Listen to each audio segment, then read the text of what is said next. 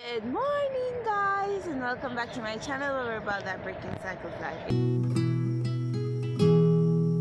It's Thursday and it's Bible study time. Okay, so this chapter, Genesis 41, is a long chapter. So we're going to split it according to the subtitles in my Bible. So that means, we're going to have a part 1 and a part 2. So we'll do part 1 this week and then we'll do part 2 next week. Okay, so here, this part is subtitled Pharaoh's Dreams. So last week we learned about the butler and how he forgot Joseph, and he had dreams, and how the butler and the baker and how they came to pass according to what God gave them in the dream, according to the interpretation that Joseph gave them. So Joseph is a man of God that's able to interpret dreams because he seeks God for the interpretation, right? So now let's get into Pharaoh's dream. So because that happened last week in our Bible study, and it was proven that Joseph had a God that could interpret dreams, that gave dreams and interpreted them. Now we see how the butler's experience was able to bring Joseph out of prison, right? At the right time. Okay, so let's get into it. Genesis 41, it says, Pharaoh's dreams, it says, Then it came to pass at the end of 2 full years that Pharaoh had a dream, and behold, he stood by the river. Suddenly there came up out of the river 7 cows, fine looking and fat, and they fed in the meadow. Then behold, 7 other cows came up after them out of the river, ugly and gaunt, and stood by the other cows on the bank of the river. And the ugly and gaunt cows ate up the 7 fine cows fine looking and fat cows. So Pharaoh awoke, he slept and dreamt a second time. And suddenly 7 heads of grain came up on one stalk, plump and good. Then behold, 17 heads, blighted by the east wind, sprang up after them. And the 17 heads devoured the 7 plump and full heads. So Pharaoh awoke, and indeed it was a dream. Now it came to pass in the morning that his spirit was troubled, and he sent and called for all the magicians of Egypt and all its wise men, and Pharaoh told them his dreams, but there was no one who could interpret them for Pharaoh. Then the chief butler spoke to Pharaoh, saying, I remember my faults this day, when Pharaoh was angry with his servants and put me in custody in the house of the captain of the guard. Both me and the chief baker, we each had a dream in one night, he and I. Each of us dreamed according to the interpretation of its own dream. Now there was a young Hebrew man with us there, a servant of the captain of the guard, and we told him, and he interpreted our dreams for us. To each man he interpreted according to his own dream. And it came to pass, just as he interpreted for us, so it happened. He restored me to my office, and he hanged him. Then Pharaoh sent and called Joseph, and they brought him quickly out of the dungeon, and he changed his clothing, and came to Pharaoh. And Pharaoh said to Joseph, I have had a dream, and there is no one who can interpret it. But I have heard it said of you that you can understand the dream to interpret it. So Joseph answered Pharaoh, saying, It is not in me. God will give Pharaoh an answer of peace.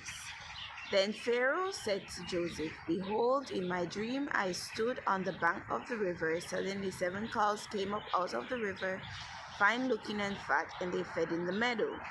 Then behold, 7 other cows came up after them, poor and very ugly and gaunt, such ugliness as I have never seen in all the land of Egypt. And the gaunt and ugly cows ate up the first 7, the fat cows. When they had eaten them up, no one would have known that they had eaten them, for they were just as ugly as the beginning. So I awoke. Also I saw in my dream, and suddenly 7 heads came up on one stalk, full and good. Then behold, 7 heads, withered, thin, and blighted by the east wind, sprang up after them. And the thin heads devoured the 7 good heads. So I told this to the magicians, and there was no one who could explain it to me. Then Joseph said to Pharaoh, The dreams of Pharaoh are one. God has shown Pharaoh what he is about to do. The 7 good cows are 7 years, and the 7 good heads are 7 years. The dreams are one. And the 7 thin and 7 ugly cows which came up after them are 7 years, and the 7 empty heads blighted by the east wind are 7 years of famine. This is the thing which I have spoken to Pharaoh. God has shown Pharaoh what he is about to do. Indeed, 7 years of great plenty will come throughout all the land of Egypt, but after them 7 years of famine will arise, and all the plenty will be forgotten in the land of Egypt, and the famine will deplete the land. So the plenty will not be known in the land because of the famine following, for it will be very severe. And the dream was repeated to Pharaoh twice, because the thing is established by God, and God will shortly bring it to pass. Now therefore, let Pharaoh select a discerning and wise man, and set him over the land of Egypt. Let Pharaoh do this, and let him appoint officers over the land, to collect 1/5 of the produce of the land of Egypt in the 7 plentiful years. And let them gather all the food of those good years that are coming, and store up grain under the authority of Pharaoh, and let them keep foods in the cities. And then that food shall be as a reserve for the land of the 7 years of famine, which shall be in the land of Egypt, that the land may not perish during the famine. Okay, and then we'll finish next week, starting from verse 37. Okay, so Pharaoh's dreams. Uh, the major lesson out of this is basically what I started with at first. When you are doing God's will, He will bring you into your purpose at the very time you needed it. So you see, God had to start Joseph out with him dreaming of himself, and it took years. Joseph's dreams have still not come to pass. Let's get that clear. Joseph dreamt years before about his brothers and his family bowing to him. He didn't know, he didn't understand what the dreams meant, but God started him out by dreaming his own future, right? And because he had that experience and he got humbled, he got brought into Egypt, not knowing that it was where his dreams would come to pass. Um, God brought Joseph into Egypt, and then he also gave him another small experience that would confirm that his dreams will come to pass, even though they have not yet been fulfilled. So that experience was the experience with the butler and the baker. Never overlook what God is doing in your life. Let's get that clear. Okay, because this small occurrence is what brought Joseph's dreams to pass, right? Or at this point, regarding our reading, it brought us to the stepping stone for um for Joseph entering into the dreams which God promised him from the onset, right? So it's kind of resonating with me, and I really don't like it. But anyways, let's get that. Let's get back to the topic I had. So it was because of the butler's experience, the baker's experience, and Joseph's interpretation, and Joseph would not have been able to interpret it unless he had had some experience with God in regards to dreams. And yet he didn't understand fully his own dreams, but God was speaking to him through dreams. So when he encountered someone else, two other persons, people that were able to, that also had this experience, but it would seem as if these these dreams were more less complicated, I should say, than the ones Joseph had. God was preparing Joseph to work something mighty in him and in Egypt, right? And it would overall bless his family. And yeah, we all know the story of Joseph. So it's just amazing how it's because of the experience of the butler that we are now into what we just read, where God knew that at this appointed time, he was going to give Pharaoh this dream to tell him what he was about to do in regards to Egypt, right? And who else would have been more suited to interpret it than the man of God, who God who God already gave dreams, about his own dreams, about his own life, and who already interpreted someone's dreams and they actually came to pass according to the interpretation that God showed him, because God also gave the butler and the baker dreams, right? And they came to pass. So when God is taking you on a journey, it seems like it's going to take forever, but trust me, there are people that you need to meet on the way that will be influenced by your journey.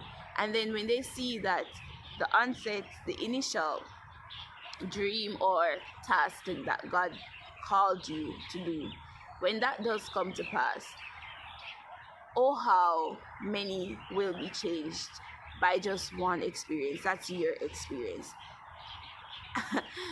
And that's just basically the story of Joseph. I'm a Joseph. Just get that clear. I am a Joseph. You will not believe how much of a Joseph I am, right? And it's a lesson to me. And if you're someone that has dreams or God speaks to you, and if you're familiar with Michael Todd, whether or not you cancel him or whatever, I believe that God still speaks through his servants, regardless of what mistakes they make. He speaks very much about crazy faith, right?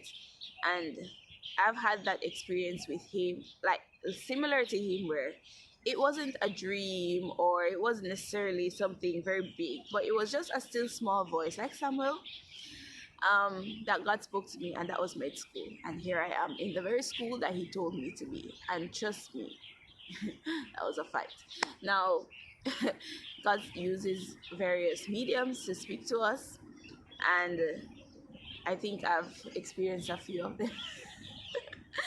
And I totally can resonate with Joseph in this way, where God would use a very small experience to build my character for the big thing that he's about to do, right? And if you're on that journey, do not overlook these small encounters that may seem like obstacles, that may seem like, it's a waste of time. Speaking to myself.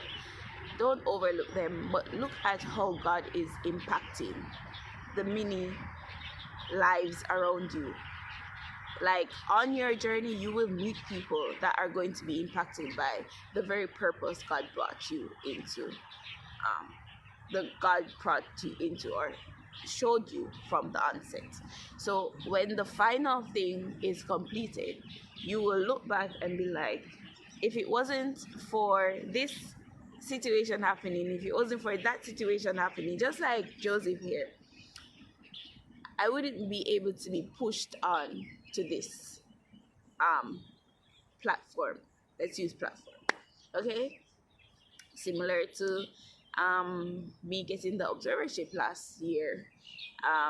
If I had gone to another city to work and study, right, I would not be able to get a security on my future in regards to education. And it's just amazing how God does what he does. And that is the major lesson out of today's Bible study, guys. Be humble and be very discerning. Ask God for discernment, for wisdom, knowledge, and understanding.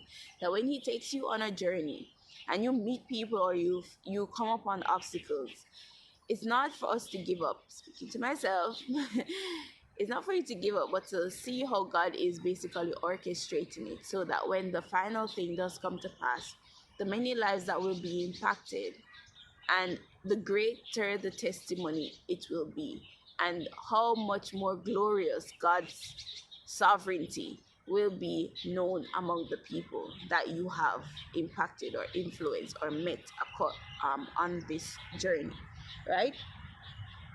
And then we see Pharaoh having the dreams and he's troubled, and it was because of Joseph that even though he was forgotten, at the appointed time, at the right time, this is just to bring out the lesson that God knows what he's doing, and everything will happen in the time that he sees fit, right? At the right time, Joseph was able to come And God brought back to the butler's memory what Joseph did for him. And Joseph was brought out of prison and he was able to do the work of God and be a testament, not only to Pharaoh, but to those magicians, astrologers, those who could not interpret the dream, and also those just looking on. It was a huge testimony.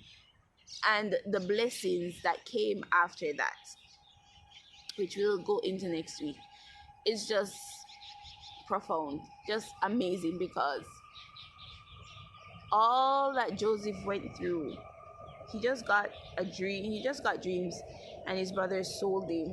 They were about to kill him, but they sold him into Egypt.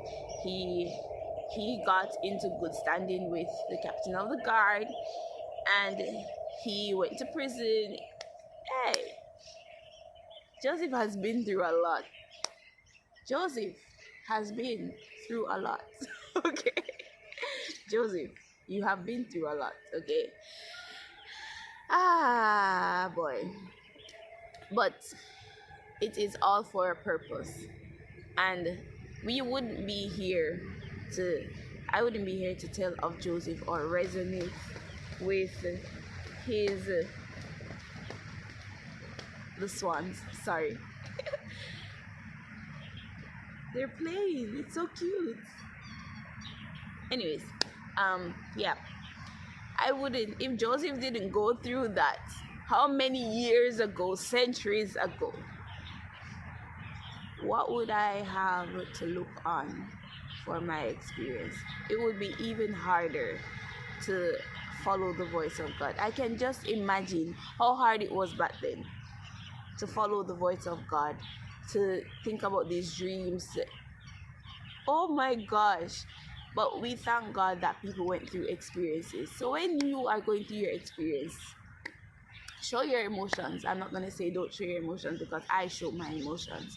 I get angry, I get frustrated, I complain, I do the works, right? But nevertheless, hold on to God, and he will bring his promise to pass in the right time. And when he does, hearts will be blessed. Not only in the present moment, like those that were in Pharaoh's courts, but for those in the future that will look on, read about your story, and they will be impacted because someone else in the future is going to have a similar experience to you. Just as so, I'm basically having a similar experience to Job, to Joseph. I think Abraham as well. Oh my gosh. I can resonate with so many characters in the Bible. It's not even funny. But if they didn't go through, or Jonah, I'm definitely a Jonah. Definitely a Jonah.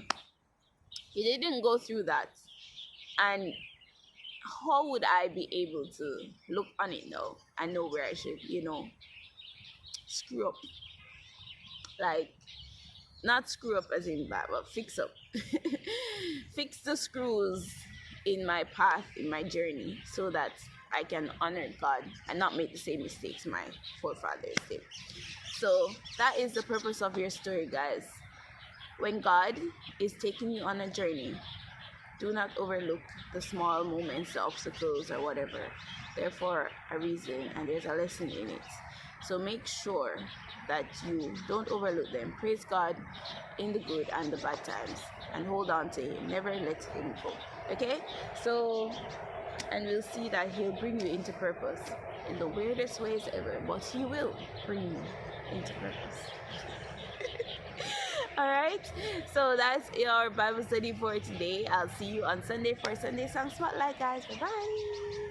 Hey guys, I hope you guys enjoyed today's encouragement, and I hope you guys are ready for the day ahead. Now do me a favor and press that like button and subscribe button if you are new, so that we can get more of this positive Christian content out into the world, okay? And I'll link my daily devotional playlist right here and my Let's Talk playlist if you want to tackle some social issues, okay? So have a great day, guys. Bye-bye.